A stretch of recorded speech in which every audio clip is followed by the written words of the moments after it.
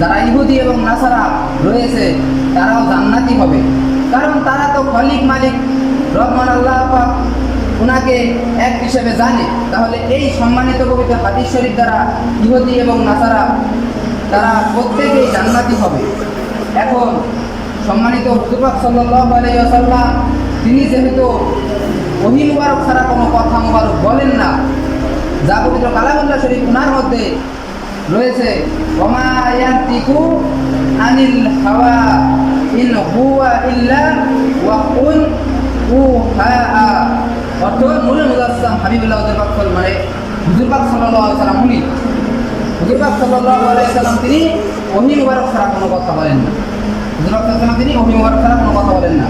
তখন তিনি খালিক মালিক রহমান আল্লাহ পাক পবিত্র এই আয়াত শরীফটি নাযিল করলেন, কুল ইন কুনতুম তুহিব্বুনাল্লাহা ফাত্তাবিউনি ইউহিব্বুকুমুল্লাহু ওয়া ইয়াগফিরু লাকুম যুনুবাকুম ওয়াল্লাহু গফুরুর রহিম।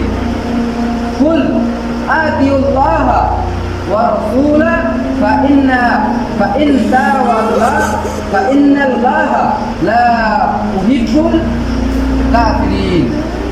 অর্থ, হে আমার মহাসম্মানিত মহাপবিত্র হাবিব সাল্লাল্লাহু আলাইহি ওয়াসাল্লাম, আপনি বলে দিন, মানে আমার যে রাসূল সাল্লাল্লাহু আলাইহি ওয়াসাল্লাম আপনি সবাইকে বলে দিন, সমস্ত উম্মত কুল কায়নাতের সবাইকে বলে দিন যে তোমরা মহান আল্লাহ পাক ওনাকে মহব্বত, যদি তোমরা মহান আল্লাহ পাক ওনাকে মহব্বত করে থাকো, তাহলে মহব্বত মুবারক হাসিল করতে চাও, মহান আল্লাহ পাক ওনার মহব্বতকে হাসিল করতে চাও, তাহলে আমাকে মহব্বত করো, আমাকে ভালোবাসো, আমাকে মহব্বত করো। এটা